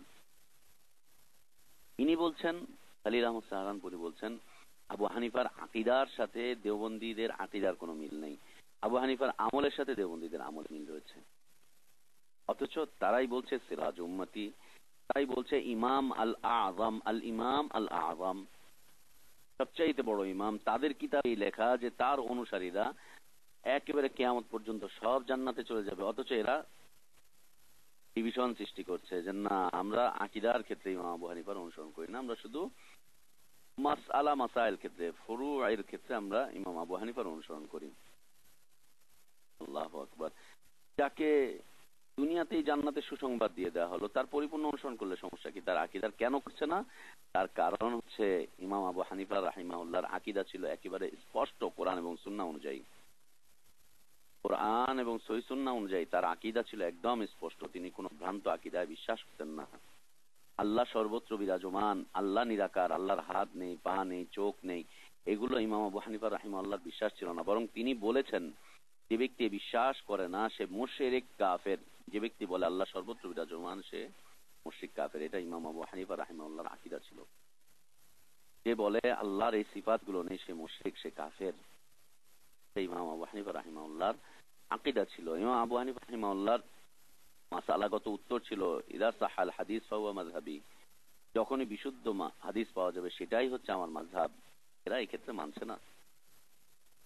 না, বিশুদ্ধ হাদিস যখন চলে আসে তখন বলছে আমাদের মাযহাবে নেই, অথচ ইমাম আবু হানিফা রাহিমাহুল্লাহ বলছেন বিশুদ্ধ হাদিসই আমার মাযহাব। এরা তাকলিদের দাবি করে, কিন্তু আসলে এরা কোন ইমামের মুকাল্লিদ নয়। যারা তাকলিদের দাবি করে তারা আসলে প্রবৃত্তির অনুসরণ করে, তাদের প্রবৃত্তির অনুসরণ করে, প্রবৃত্তির অনুসরণ। এরপরে তিনি আবার লিখছেন, দুই প্রশ্নের উত্তর দিলেন যে আমরা মাসালার ক্ষেত্রে আবু হানিফা রাহিমাহুল্লাহ অনুসারী, আকীদার ক্ষেত্রে আমরা আবু হানিফা রাহিমাহুল্লাহ অনুসারী নয়, আকীদার ক্ষেত্রে আমরা আবুল হাসান আলী আশআরী, আবুল মনসুর আল মাতুরিদির অনুসরণ করি। দ্বিতীয় উত্তর করছেন, আর তরিকতের ক্ষেত্রে আমরা চিশতি, নয়তো নকশবন্দি, নয়তো মুজাদ্দিদি, নয়তো সোহরাওয়ার্দী, চার তরিকার যে কোনো এক তরিকাকে আমরা নেই। তরিকার ক্ষেত্রে আমরা চার ভাগের যে কোনো এক ভাগে, আকীদার ক্ষেত্রে আমরা দুইজনের মধ্যে হতে যে কোনো একজনের থেকে, আর আমালের ক্ষেত্রে চার ইমামের থেকে একজনের থেকে, চার ইমামের মধ্যে হতে একজনের থেকে। আল্লাহু আকবার। ওদের আকীদা আশআরী অথবা মাতুরিদি, ওদের আমল হানাফি, ওদের তরিকা হচ্ছে চিশতি, নকশবন্দি, সোহরাওয়ার্দী, মুজাদ্দিদি। এক্ষেত্রে আমাদের প্রশ্ন হচ্ছে, তোমাদের আকীদা, তোমাদের আমল, তোমাদের তরিকার ক্ষেত্রে আল্লাহ এবং তার রাসূল কোথায় গেল? আল্লাহ এবং তার রাসূল নেই কেন? কোরআন এবং সুন্নাত এই কথাটার উল্লেখ নেই কেন? বলনি কেন? কেন বলছো না যে আমাদের আকীদা কোরআন এবং সুন্নাত, আমাদের আমাল কোরআন এবং সুন্নাত, আমাদের তরিকাও কোরআন এবং সুন্নাত? আল্লাহু আকবার। এই যে অন্ধ অনুসরণ, এই যে তাকলিদ, তাদের কথাবার্তা দিয়ে তারা স্পষ্ট করে দিচ্ছে। আমাদের প্রশ্ন, তোমাদের আকীদা এবং আমল আর তরিকার মধ্যে আল্লাহ এবং তার রাসূল কোথায় গেল? কেন নেই আল্লাহ এবং তার রাসূল? কোথায় গেল? কোথায় হারিয়ে ফেললে? আল্লাহু আকবার। লা হাওলা ওয়ালা কুওয়াতা ইল্লা বিল্লাহ। উপস্থিতি, এর পরিণতি খুব খারাপ। তাকলীদের পরিণতি খুবই খারাপ।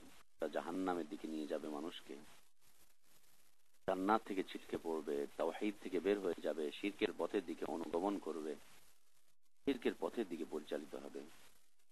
এরকম আর কত নজির দরকার? অসংখ্য নজির আমাদের সামনে উপস্থিত, অসংখ্য নজির আমাদের সামনে উপস্থিত। আল্লাহ রাসূল সাল্লাল্লাহু আলাইহি ওয়াসাল্লামের মোকাবেলায় দাঁড় করিয়ে দেওয়া হচ্ছে যে কোনো একজন ইমামকে, যে কোনো একজন ব্যক্তিকে, যে কোনো একজন ব্যক্তিকে, সত্তাকে। কখনো কখনো তার চাইতে তার মর্যাদাকে উপরের দিকে নিয়ে যাওয়া হচ্ছে। কেন? কারণ হচ্ছে তাকলীদ। তাকলীদের দাবি হচ্ছে যে যার অনুসরণ করে, অনুকরণ করে, তাকে মর্যাদার সর্বোচ্চ শিখরে বসাবে। এরপরে গিয়ে তার অনুসরণ করুক চাই না করুক, তারা প্রবৃত্তির অনুসরণ করে বেড়াবে। আল্লাহ তাআলা আমাদেরকে অন্ধ অনুসরণ থেকে হেফাজত করেন, অন্ধ অনুসরণ থেকে হেফাজত করেন। আল্লাহ সুবহানাহু ওয়া তাআলা তিনি বলছেন, ওমান ইউশাকিকির রাসূল মিন বাদি মা তাবায়্যানা লাহুল হুদা ওয়া ইয়াত্তাবি' গায়রা সাবিলিল মুমিনিন নুওয়াল্লিহি মা তাওয়াল্লা ওয়া নুসলিহি জাহান্নাম ওয়া সাআত মাসীরা। মান ইউশাকিকির রাসূল মিন বাদি মা তাবায়্যানা লাহুল হুদা। হিদায়াত স্পষ্ট হয়ে যাওয়ার পরে যে ব্যক্তি রাসূল সাল্লাল্লাহু আলাইহি ওয়াসাল্লামের সাথে শত্রুতা পোষণ করবে, তার আদর্শকে যে ব্যক্তি বর্জন করবে, তার আদর্শের বিপরীতে যাকে দাঁড় করাতে চেষ্টা করবে, এর চাইতে উঁচু মর্যাদা যাকে দিতে চেষ্টা করবে, আল্লাহ রাসূল সাল্লাল্লাহু আলাইহি ওয়াসাল্লামের সুন্নাতকে যারা বর্জন করবে, হিদায়াত স্পষ্ট হয়ে যাওয়ার পরে ওয়াত্তাবি'a গায়রা সাবিলিল মুমিনিন, এবং মুমিনিনরা যে পথের অনুসরণ করেনি সেই পথের অনুসরণ যারা করবে, এই পথের অনুসরণ যারা করবে, যারা সে পথের অনুসরণ করবে। মুমিনিন বলতে আবু বকর, ওমর, ওসমান, আলী রাদিয়াল্লাহু আনহুম, 1,40,000 সাহাবী। যে পথের অনুসরণ করেননি সেই পথের যারা অনুসরণ করবে, রাসূল সাল্লাল্লাহু আলাইহি ওয়াসাল্লামের কাছে হিদায়াত স্পষ্ট হয়ে যাওয়ার পরেও যারা রাসূল সাল্লাল্লাহু আলাইহি ওয়াসাল্লামের বিরুদ্ধাচারণ করবে, সমমর্যাদায় বসাতে চেষ্টা করবে রাসূল সাল্লাল্লাহু আলাইহি ওয়াসাল্লামের সাথে, অথবা তার চাইতে উঁচু মর্যাদায় বসাতে চেষ্টা করবে, আর মুমিনদের পথের বিপরীতমুখী কোন পথে যারা অবস্থান করবে, নুয়াল্লিহি মা তাওয়াল্লা ওয়া নুসলিহি জাহান্নাম ওয়া সাআত মাসীরা, আল্লাহ তাআলা তাদেরকে সেদিকে ফিরিয়ে দিবেন, তাদেরকে জাহান্নামমুখী করবেন। কত নিকৃষ্ট অবস্থান হবে তাদের, জাহান্নামে তারা পতিত হবে, জাহান্নামে তারা পতিত। লা ইলাহা ইল্লাল্লাহ। আল্লাহ এই উম্মতকে তাকলীদের কুপ্রভাব থেকে হেফাজত করেন। আল্লাহুম্মা আমিন। ওয়া সাল্লাল্লাহু ওয়া সাল্লাম ওয়া বারাকা আলা নবিয়িনা মুহাম্মদ ওয়া আলা আলিহি ওয়া আসহাবিহি আজমাইন। সুবহানাকাল্লাহুম্মা ওয়া বিহামদিকা আশহাদু আল্লা ইলাহা ইল্লা আনতা আস্তাগফিরুকা ওয়া আতুবু ইলাইক। আসসালামু আলাইকুম ওয়া রাহমাতুল্লাহি ওয়া বারাকাতুহু। জাযাকাল্লাহু খাইরান ইয়ার আলোচনা ধরে আরেকটু সংক্ষেপে বলে দিবেন নাকি আশারি এবং মাতুরিদি আকীদাটা কি? অনেক ভাইয়েরদের জানা নাই, সংক্ষেপে। সামনে আসবে আলোচনা এই বিষয়ে জাযাকাল্লাহ, সালামুল্লাহ। বিস্তারিত আলোচনায় আসবে, এজন্য আর ওটা নেক্সট কোশ্চেন নেন। সালামুল্লাহ। আসসালামু আলাইকুম। ওয়ালাইকুম আসসালাম ওয়া রাহমাতুল্লাহি ওয়া বারাকাতুহু। আমার প্রশ্ন হচ্ছে যে যদি কেউ 10-12 ঘন্টার জন্য তাওয়াফ করতে যায়, ওটা কি টাইমটা কি উমরা করা যাবে? আর সুবহানা রাব্বিয়াল আযীম, সুবহানাল্লাহু লিমান হামিদা। আপনার প্রশ্নটা আরেকবার, প্রথম প্রশ্নটা। মনে করেন বাংলাদেশে যাইতেছে, এখান থেকে 10-12 ঘন্টার জন্য মক্কা নগরীতে ঢুকবে, তো ওই সময় নিয়ত করে মানে ওই উমরার জন্য প্রস্তুতি নিয়ে অতটুকু সময়ের জন্য কি উমরা করা যায় কিনা? আর একটা প্রশ্ন হচ্ছে যে সুবহানা রাব্বিয়াল আযীম, সামিআল্লাহু লিমান হামিদা, এই দুইটা জিনিসের অর্থ প্লিজ। আলহামদুলিল্লাহ, সালাতু ওয়াসসালামু আলা রাসূলিল্লাহ ওয়া আলা আলিহি ওয়া আসহাবিহি ওয়া ওয়ালা। প্রথম প্রশ্ন, সুন্দর প্রশ্ন করেছেন বোন, যে 10-12 ঘন্টার জন্য কেউ যদি মক্কা নগরীতে অবস্থান করে সেই সময় কি তাওয়াফ করা যাবে কিনা বা উমরা করা যাবে কিনা। জি, উমরা করতে সর্বোচ্চ 1 থেকে 1.5 ঘন্টা সময় লাগে, বা আরেকটু যদি বেশি হয়, নারী যদি হয় তাহলে হয়তো 2 ঘন্টা। 2 ঘন্টার মধ্যে উমরা সম্ভব, উমরা করে ফেলা যায়। কেউ যদি এই সময়টুকু ওখানে অবস্থান করে তাহলে তার জন্য উত্তম হবে উমরা করে নেওয়া, উত্তম হবে উমরা করা। জীবন আর কখনো সুযোগ পায় কিনা, আর যেহেতু ওখানে যাচ্ছে উমরা করে নিবে, উমরা করে নেওয়াটা হচ্ছে উত্তম এবং এর দ্বারা সম্ভব। আর রুকুতে এবং সিজদাতে আমরা যে তাসবিহ পাঠ করে থাকি, সুবহান রাব্বিয়াল আযীম, সুবহান রাব্বিয়াল আ'লা, এটা হচ্ছে কথা বলতেন প্লিজ, কথা বলবেন না। সুবহান রাব্বিয়াল আযীম, সুবহান রাব্বিয়াল আ'লা। সুবহান শব্দের অর্থ হচ্ছে পবিত্র। পবিত্র কিসের থেকে? আল্লাহ সুবহানাহু ওয়া তাআলা পবিত্র সকল প্রকার অপবিত্রতা থেকে। কিসে থেকে পবিত্র? তিনি সকল প্রকার দুর্বলতা থেকে পবিত্র। কিসে থেকে পবিত্র? সকল প্রকার ত্রুটি থেকে পবিত্র। দুর্বলতা থেকে পবিত্র, যেমন ঘুম একটা দুর্বলতা, সন্তান জন্ম দেওয়া একটা দুর্বলতা, খিদা লাগা একটা দুর্বলতা, তারপরে শরীর দুর্বল হয়ে এলিয়ে পড়া, এটা একটা দুর্বলতা। যত প্রকার দুর্বলতা আছে সকল প্রকার দুর্বলতা মুক্ত, সকল প্রকার ত্রুটি থেকে তিনি পবিত্র। ত্রুটি মানে জ্ঞানের ত্রুটি, আমলের ত্রুটি, এই যত প্রকারের ত্রুটি রয়েছে সকল প্রকার ত্রুটি মুক্ত। ত্রুটি থেকে তিনি পবিত্র, সকল প্রকার দুর্বলতা থেকে তিনি পবিত্র। আল্লাহ সুবহানাহু ওয়া তাআলা পবিত্র সকল প্রকার অপবিত্রতা থেকে। হচ্ছে সুবহান। রব্বি মানে হচ্ছে আমার রব, আমার রব পবিত্র। আযীম, আযীম মানে হচ্ছে যিনি মহান, মহান মহান মহান, সবচাইতে বড় যিনি মহান। আমার পবিত্র রবের তাসবিহ আদায় করছি, পবিত্র রবের পবিত্রতা বর্ণনা করছি, আমার পবিত্র রবের পবিত্রতা বর্ণনা করছি যিনি মহান। সুবহান রাব্বিয়াল আ'লা, আমার পবিত্র রবের পবিত্রতা বর্ণনা করছি তিনি সর্বোচ্চ। আ'লা মানে হচ্ছে সর্বোচ্চ, সবার উপরে, সবার উপরে। হচ্ছে সুবহান রাব্বিয়াল আযীম, সুবহান রাব্বিয়াল আ'লার আমি আল্লাহ এটা আপা বলছিল যে সামি আল্লাহ হলিমান হামিদা, এটার অর্থ জানতে চাচ্ছিল।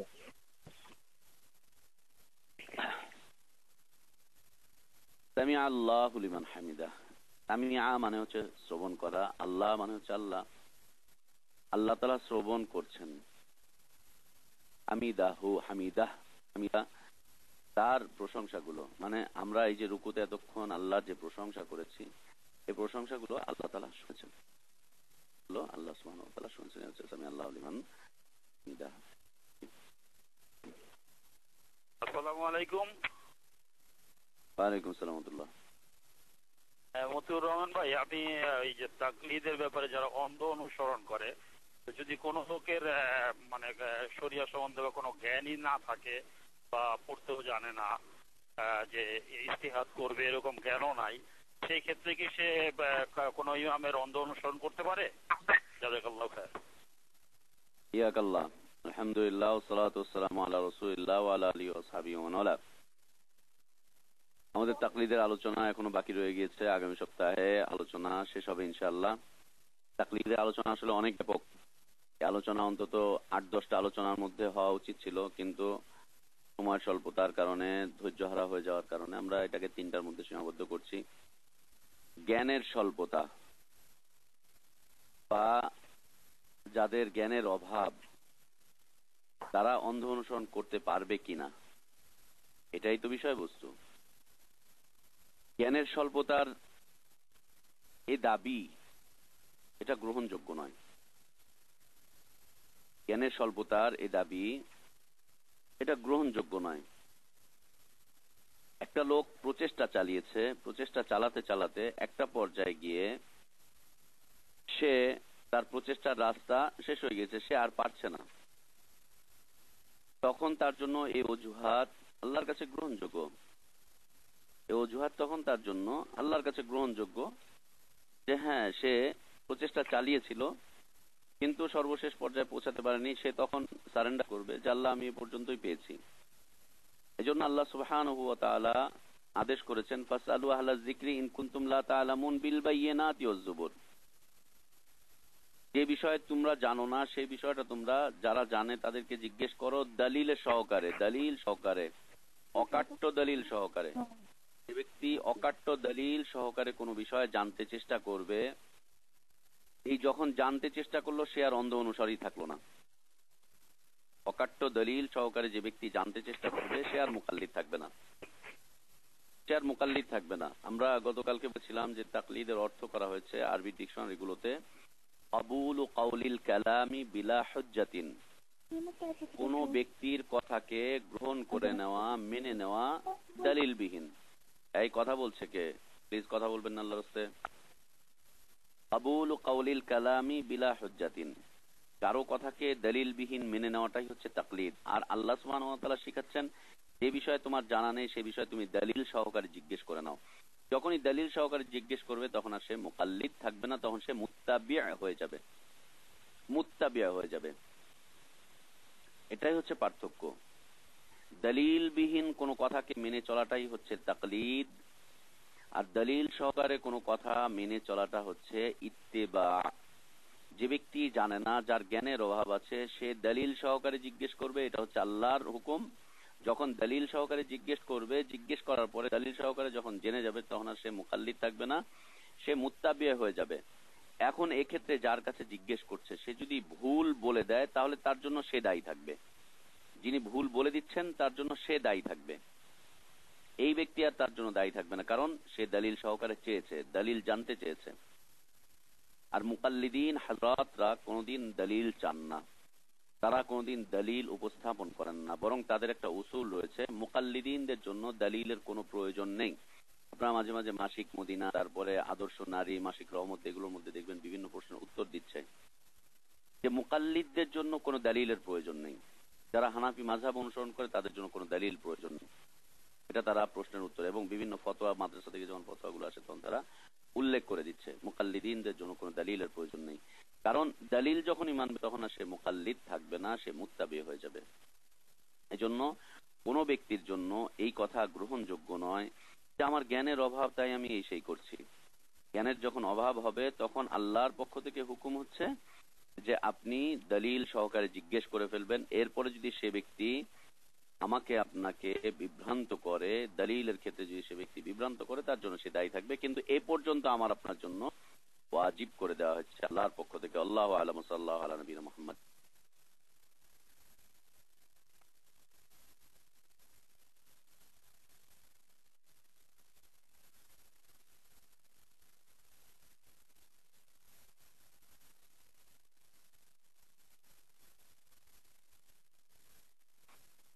সে সময় কি সূরাগুলা ধারাবাহিকভাবে পড়ে যেতে হবে, নাকি ধরেন আমি প্রথম রাকাতে বাকারার কয়েকটা আয়াত পড়লাম, পরের রাকাতে সূরা ইয়াসিনের কয়েকটা আয়াত পড়লাম, এভাবে পড়া যাবে কিনা? আমাদের কয়েক গুণের প্রশ্ন এটা। জি, আলহামদুলিল্লাহ, ওয়াসসালাতু ওয়াসসালামু আলা রাসূলিল্লাহ। আল্লাহ সুবহানাহু ওয়া তাআলা সূরা মুযাম্মিল আয়াত অবতীর্ণ করেছেন, ফাকরাউ মা তায়াসারা মিনাল কুরআন।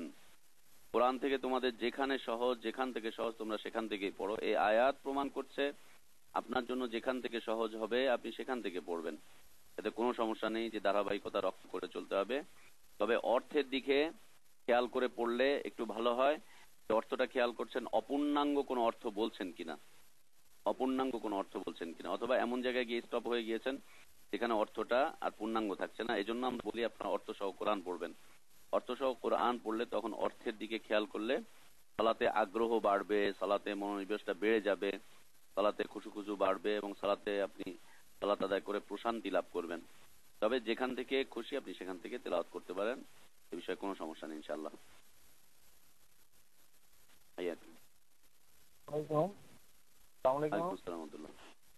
আচ্ছা, মুজিবুর রহমান ভাই ভালো আছেন? জি আলহামদুলিল্লাহ, কেমন আছেন? আমার একটা প্রশ্ন, জি আলহামদুলিল্লাহ। আমার একটা প্রশ্ন ছিল, সেটা হচ্ছে যে মানে 2 রাকাত নামাজ বিশিষ্ট 2 রাকাত নামাজে। আসসালামু আলাইকুম ওয়া রাহমাতুল্লাহ। আচ্ছা ব্রাদার, একটু আমরা প্লিজ সিরিয়াল মেনটেন করি। আপনার পূর্বে একজন ব্রাদার সালাম দিয়েছেন, এটা শুরু করছিলেন, ওনাকে একটু সুযোগ করে দেন প্লিজ, তারপরে আপনি প্রশ্ন করবেন। জাযাকাল্লাহ। এই প্রশ্ন হচ্ছে কত রকম ভাই, যে 2 রাকাত নামাজ বিশিষ্ট নামাজে আমি কি দোনো রাকাতে একটা সূরা ইউজ করতে পারবো না, মানে আমি পড়তে পারবো?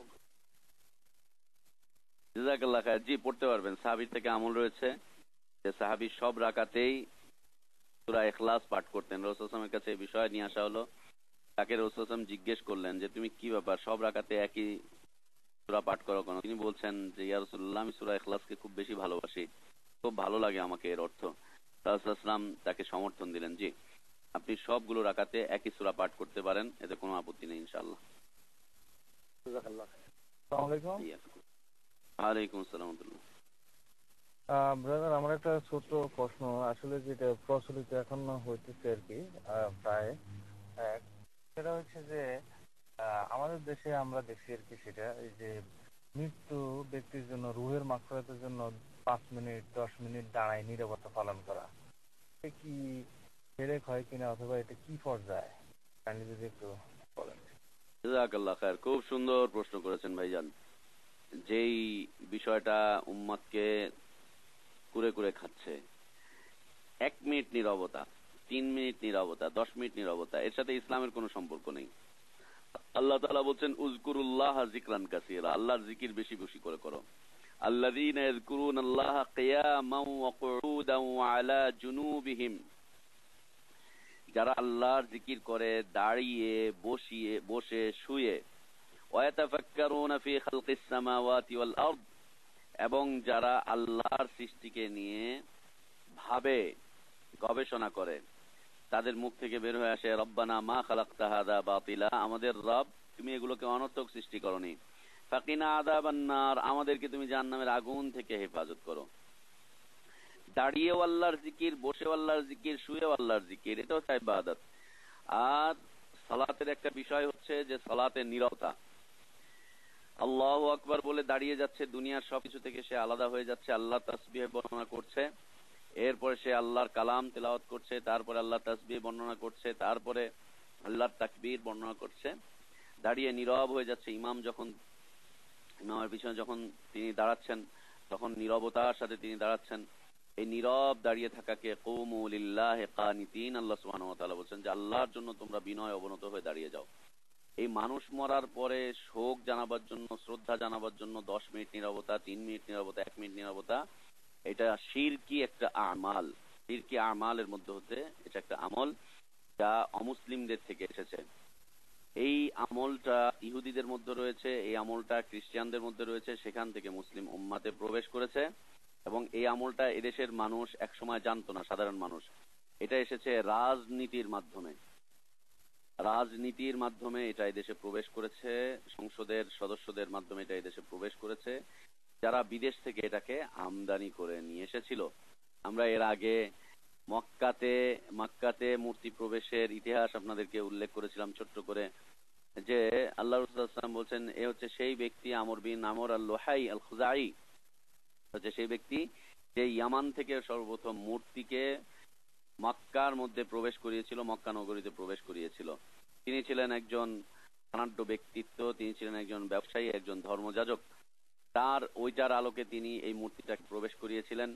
ঠিক একইভাবে এই দাঁড়িয়ে নীরবতাটা আমাদের দেশের ধনাঢ্য শ্রেণীর রাজনীতিবিদেরা এবং ব্যবসায়ীরা এদেশে প্রবেশ করিয়েছে। এটা শিরক, এটা করা যাবে না। এর মাধ্যমে মাইয়েতের রুহের কোনো মাগফিরাত হবেও না। মাইয়েতের জন্য আপনি দোয়া করেন, আল্লাহ তাকে তুমি মাফ করে দাও, তার উপরে তুমি দয়া করো, তাকে তুমি করুণা করো, তার প্রশ্নগুলোকে তুমি সহজ করে দাও, আল্লাহ তার সাথে জান্নাতের সাথে একটা সংযোগ চালু করে দাও, আল্লাহ তাকে জান্নাতের বিছানা বিছিয়ে দাও।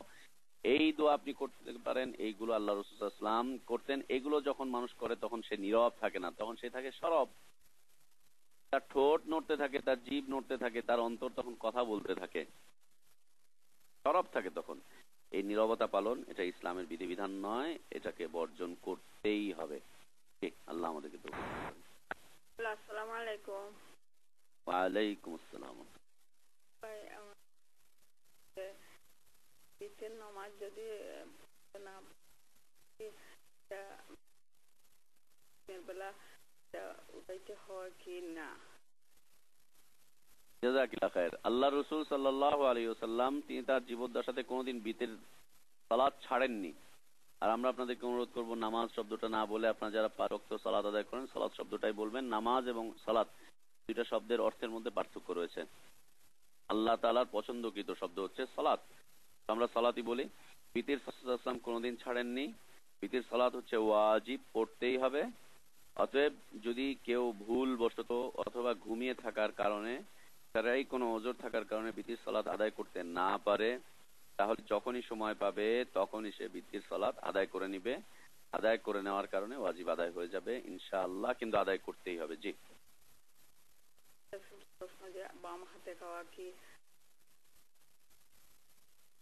জি, ডান হাত থাকা অবস্থায় বাম হাতে খাওয়া হারাম। আল্লাহ রাসূল সাল্লাল্লাহু আলাইহি ওয়াসাল্লামের সামনে একজন সাহাবী বাম হাতে খেয়েছিলেন। রাসূল সাল্লাল্লাহু আলাইহি ওয়াসাল্লাম তাকে বলছিলেন যে তুমি ডান হাতে খাও। তিনি বলছেন যে আমি ডান হাতে খেতে পারি না। একটু ভদ্রতা দেখিয়েছিলেন তিনি, যে আমি ডান হাতে খেতে পারি না, ডান হাতে আমি অভ্যস্ত নই। রাসূল সাল্লাল্লাহু আলাইহি ওয়াসাল্লাম তার জন্য বদদোয়া করেছিলেন। রাসূল সাল্লাল্লাহু আলাইহি ওয়াসাল্লাম বলছেন তুমি যেন আর কখনোই ডান হাতে খেতে না পারো। তো সেই ব্যক্তি আর ডান হাতে খেতে পারেনি। আর আল্লাহ রাসূল সাল্লাল্লাহু আলাইহি ওয়াসাল্লামের হাদিস রয়েছে, যদি তুমি শয়তান দেখতে চাও তাহলে দেখো কে দাঁড়িয়ে বাম হাতে খায় অথবা পান করে। দাঁড়িয়ে খাওয়াটাও নিষিদ্ধ, বাম হাতে খাওয়াটাও নিষিদ্ধ যদি ডান হাত থাকে। আর যে ব্যক্তি ডান হাত নেই সে তো বাম হাতেই খাবে, কিছুই করার নেই। তো বাম হাতে খাওয়া নিষিদ্ধ। আর যদি বসার জায়গা থাকে, কোনো কারণ না থাকে, তাহলে দাঁড়িয়েও খাওয়া পান করা নিষিদ্ধ। এটা শয়তানের একটা আলামত। শয়তান দাঁড়িয়ে খায় পান করে এবং বাম হাতে খায় বাম হাতে পান করে। আল্লাহ আমাদেরকে হেফাজত করেন, আমিন।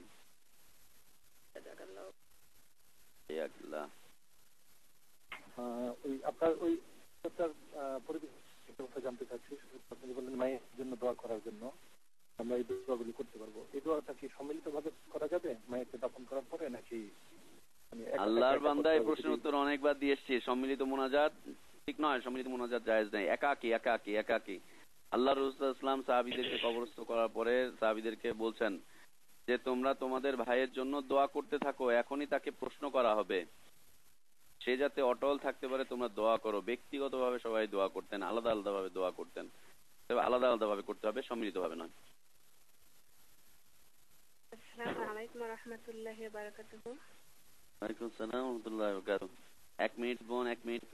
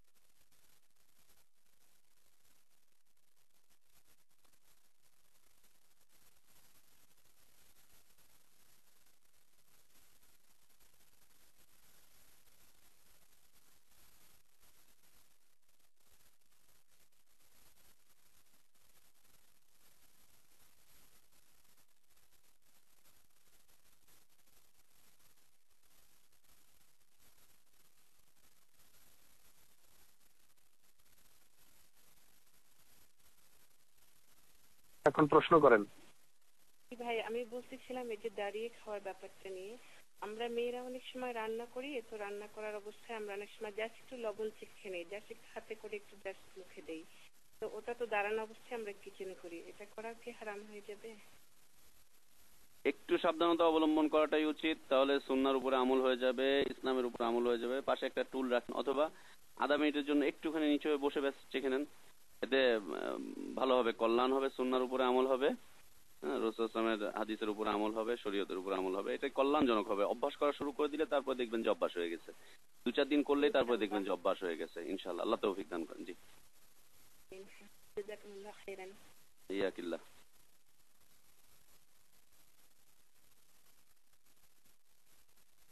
জাযাকাল্লাহ। কোন ব্রাদার এন্ড সিস্টার প্রশ্ন থাকলে প্রশ্ন করুন। হ্যালো, আসসালামু আলাইকুম। ওয়ালাইকুম আসসালাম ওয়া রাহমাতুল্লাহ। মহিলারা কি দিনের দাওয়াত দেওয়া যায়? জি আরেকবার।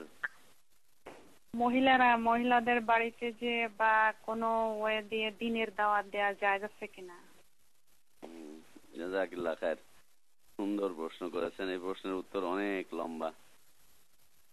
মহিলারা রাস্তায় ঘুরে ঘুরে এই বাড়ি থেকে সেই বাড়ি, যে এই দেশ থেকে সেই দেশে যে সফর করে করে দিনের দাওয়াত দিবেন, না, এমন কোনো প্রমাণ পাওয়া যায়নি যে দিনের দাওয়াতের জন্য মহিলারা এদিক সেদিক বেরিয়ে যাবেন, সংসার ছেড়ে দিয়ে চলে যাবেন। না, পুরুষ দায়ীরা যখন দাওয়াতের কাজে বের হবে, মহিলারা তাদের সঙ্গী, সফর সঙ্গী হতে পারেন। যেমন আল্লাহ রসুল সাল্লাল্লাহু আলাইহি ওয়াসাল্লাম তিনি যখন সফর করতেন, তার স্ত্রীরা তাদের সাথে থাকতেন, সাহাবীদের স্ত্রীরাও তাদের সাথে থাকতেন। সফর সঙ্গী হিসাবে যাবেন দায়ীদের সাথে, দায়ী স্বামী আছে, স্বামীর সাথে সফর সঙ্গী হয়ে যাবেন, কিন্তু দাওয়াতি কাজটুকু করবে হচ্ছেন পুরুষরা। দাওয়াতের এই মহান দায় দায়িত্ব আল্লাহ সুবহানাহু ওয়া তাআলা প্রথমত নবী রাসূলদেরকে দিয়েছেন, আর প্রত্যেক নবী রাসূলই ছিলেন পুরুষ। কোন মহিলার উপরে আল্লাহ তাআলা নবুয়ত এবং রিসালাত দান করেননি। নবুয়ত এবং রিসালাতের দায় দায়িত্ব দিয়েছেন আল্লাহ সুবহানাহু ওয়া তাআলা পুরুষদের উপরে। আর প্রত্যেক নবী এবং রাসূল ছিলেন দায়ী, প্রত্যেক নবী এবং রাসূল ছিলেন দায়ী। নবী রাসূলদের যতগুলো বৈশিষ্ট্য ছিল, বৈশিষ্ট্যের মধ্যে অন্যতম বড় প্রধান একটা বৈশিষ্ট্য হচ্ছে তারা হচ্ছেন দায়ী। আর তারা দায়ী কিসের? ইলাল্লাহ, আল্লাহর পথের, আল্লাহর দিকে তারা দায়ী ছিলেন, আল্লাহর দিকে তারা ডাকতেন। তো দায়ী হবেন হচ্ছে মহিলারা নয়, দায়ী হবেন হচ্ছে পুরুষরা। মহিলারা তাদের সহায়ক হতে পারেন। আল্লাহ রসুল সাল্লাল্লাহু আলাইহি ওয়াসাল্লাম সারাটি জীবন দাওয়াতি কাজ করেছেন। তিনি যখন বাড়িতে উপস্থিত থাকতেন না, বাইরে যেতেন, সাহাবীরা তাদের প্রশ্নগুলো মা আয়েশা রাদিয়াল্লাহু আনহার কাছে গিয়ে করতেন, কারণ তারা জানতেন যে মা আয়েশা রাদিয়াল্লাহু আনহা এই বিষয়টা জানেন। বিভিন্ন মাসালার উত্তর জিজ্ঞেস করতেন। মা আয়েশা রাদিয়াল্লাহু আনহা পর্দার আড়ালে থেকে, তার বাড়িতে থেকে সাহাবীদের বিভিন্ন প্রশ্নের উত্তর দিতেন, পুরুষ সাহাবীদের বিভিন্ন প্রশ্নের উত্তর দিতেন। কিন্তু তিনি সফর করে দাওয়াতি কাজে গিয়েছেন, তিনি বক্তব্য করছেন এইভাবে, পুরুষরা যেভাবে করে বক্তব্য করতে থাকে, দাওয়াত দিতে থাকে পুরুষরা যেভাবে, এইভাবে করে বক্তব্য করেছেন না, এর প্রমাণ নেই। মহিলারা মহিলাদের ভিতরে কথাবার্তা বলবে, বিভিন্ন বিষয় যদি জানা থাকে, এই জানাটুকু তারা উপস্থাপন করবে মানুষের কাছে। জানা বিষয়টাকে, প্রশ্নটাকে তারা দলিল সহকারে তারা উত্তর করবে। এতটুকু হচ্ছে মহিলাদের কাজ। এর বাইরে দাওয়াতের জন্য দায়ীদের যে বৈশিষ্ট্যগুলো রয়েছে, যে দায়ীরা বাইরে যাবে, এক এলাকা থেকে আরেক এলাকায় সফর করবে, দাওয়াতি কাজের জন্য তারা রাস্তায় বের হবে, এই বাড়ি থেকে সে বাড়ি যাবে, এই এলাকা থেকে সেই এলাকায় যাবে, এই বৈশিষ্ট্যগুলো হচ্ছে পুরুষদের। মহিলারা তাদের ঘরের ভিতরে থেকে যতটুকু করতে পারবে ততটুকুই করবে। মহিলাদের প্রধান কাজ হচ্ছে তাদের বাচ্চাগুলোকে দ্বীনের শিক্ষার দিকে অগ্রসর করে তোলা, তার ভাই বোন, বাবা মা, ঘরে যারা আছে তাদেরকে ইসলামের প্রতি উৎসাহিত করা, উদ্বুদ্ধ করা। এই দাওয়াতের জন্য তারা বাড়ির বাইরে যাবে না, বাড়ির বাইরে গিয়ে সংসার সব ত্যাগ করে দিয়ে নিয়মিত লেকচার প্রোগ্রাম, এটা ওইটা সেটা, এগুলো জাহিলিয়াতের কাজ। এটা আমাদের দেশে শুরু করেছে কিয়ামতবাদের মাধ্যমে এগুলো সব সূচনা হয়েছে। তারা মুসলিম নারীদেরকে রাস্তায় বের করে এনেছে, দায়ী হিসাবে বের করে এনেছে, সবকিছু করেছে।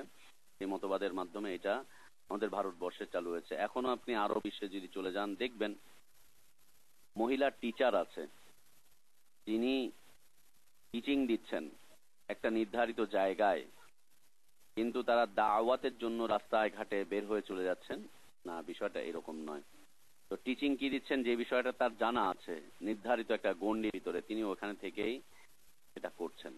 এতটুকুর মধ্যে থেকেই করা যেতে পারে। আপনি 5 জন ছাত্রীকে পড়াতে পারেন আপনি আপনার বাসায় অথবা নির্ধারিত একটা স্থানে, কিন্তু দাওয়াতের জন্য আপনি বের হয়ে যাবেন বাড়ি থেকে, এই এলাকা থেকে সেই এলাকা, এই দেশ থেকে সেই দেশ, নির্ধারিত সময়ের জন্য 1 চিল্লা 3 চিল্লার জন্য, জি না, এগুলো বৈধ নয়, এগুলো ঠিক নয়, এগুলোর প্রমাণ পাওয়া যায় না। আল্লাহু আলাম। জি, আজকে শেষ করে দে, অনেক সময় চলে গিয়েছে। জি ঠিক আছে, শেষ করে দেন। জি, আখির দাওয়ানা আলহামদুলিল্লাহি রাব্বিল আলামিন ওয়া সাল্লাল্লাহু ওয়া সাল্লাম ওয়া বারাকা আলা নবিয়িনা মুহাম্মদ ওয়া আলা আলিহি ওয়া আসহাবিহি আজমাইন। সুবহানাকাল্লাহুম্মা ওয়া বিহামদিকা আশহাদু আল্লা ইলাহা ইল্লা আনতা আস্তাগফিরুকা ওয়া আতুবু ইলাইক। আসসালামু আলাইকুম ওয়া রাহমাতুল্লাহি ওয়া বারাকাতুহু।